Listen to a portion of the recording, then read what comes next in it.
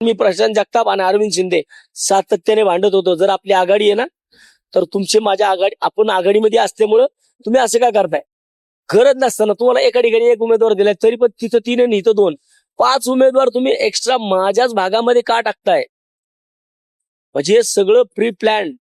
ह्याच्यामध्ये काँग्रेस सुद्धा सहभागी आहे. म्हणजे काय प्री प्लॅन म्हणजे नक्की काय केलं? भाजपसोबत हात पाडण्यासाठी यांनी 100% यांची भाजपसोबत हात मिळवणी आहे, हा माझा आरोप आहे आणि तो मी सिद्ध करून दाखवत 100%. जय महाराष्ट्र. वसंततात्या मोरे यांना जे प्रश्न पडलेत तेच प्रश्न प्रत्येक सर्वसामान्य शिवसैनिकाला देखील पडलेत पुण्यात. म्हणजे जर वसंततात्या मोरे हे निवडणूक समन्वयक होते मुख्य, जर त्यांच्या मतानं संघात काँग्रेसने 5-5 उमेदवार दिले असतील तर काँग्रेस सोबतची युती कुठल्या पद्धतीची होती? लोकांमध्ये कित्येक वेळा चर्चा आहे, लोकांमधनं कानावर येत होतं निवडणुकी दरम्यान की काँग्रेसच्या उमेदवारांकडे पैशाने भरलेल्या बॅगा जात होत्या. मरणासन्न झालेली काँग्रेस, त्यांच्याकडे हे पैसे आले कुठून? बरं, पुण्यामध्ये काँग्रेसने 6 लाख मतं घ्यावीत, शक्य आहे हे? बरं, काँग्रेसची आणि शिवसेनेची अवस्था मागच्या निवडणुकीमध्ये सारखी होती, दोघांकडे 9 नगरसेवक होते.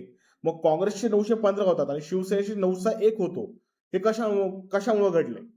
म्हणजे कुठल्या पद्धतीची निवडणूक यंत्रणा होती, कुठल्या पद्धतीने ही निवडणूक लढवली गेली? जाणीवपूर्वक इथे दिसते की शिवसेनेचे जे लढवय्ये नेते होते, शिवसेनेचे जे प्रश्न मांडू शकणारे उमेदवार होते, त्यांना हेतू पुरस्पर पाडण्यात आले. वसंततात्या सारख्या उमेदवाराचा पराभव होणं हे कुठल्याही सर्वसामान्य नागरिकाला न पचणारं आहे. मग ते घडलंय. आता इथून पुढे तरी किमान प्रत्येक शिवसैनिकाला विचारात न घेता कुठलाही निर्णय घेतला जाऊ नये.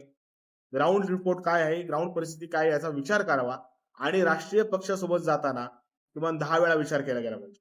भाजप आणि काँग्रेस हे दोन्ही राष्ट्रीय पक्ष आहेत आणि यांना राज्यस्तरीय पक्ष नको आहेत हे स्पष्टपणे दिसतंय. आणि पुण्यामध्ये मी पुन्हा म्हणतो, भाजपने शिवसेनेचा पराभव नाही केलेला, काँग्रेसने शिवसेनेचा घात केलाय म्हणून आपण पराभूत झालेलो. काँग्रेसनी जाणीवपूर्वक आपल्याला अंधारामध्ये ठेवून त्यांना जे करायचं होतं तेच केलं.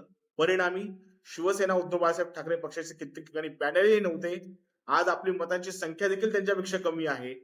ही वस्तुस्थिती आपल्याला नाकारता येणार नाही. आणि जे झालंय ते पक्षाच्या दृष्टीने अत्यंत हानिकारक झालेलं आहे. जय महाराष्ट्र.